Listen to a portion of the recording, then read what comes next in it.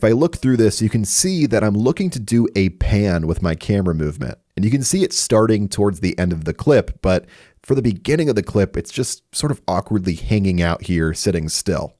And you might think that you have to adjust the timing of your clip here in the timeline to fix it, but if you ever run into a situation like this, just right-click on your clip, click on Trim Clip, and then you can drag this little box here to the point where the camera movement occurs. So I'll keep dragging it. And as you can see, I want the camera to be panning when the clip begins. So I'll find the point where the movement starts, which is about right here.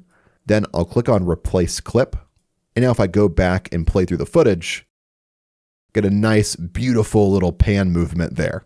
And I think that even happens on clip 2 as well. As you can see, it's kind of awkwardly just hanging out here before the movement occurs. So I'll right click on the clip, click Trim Clip, and then I'll just drag this box here to where the movement is actually taking place, which is about right there where the camera movement starts.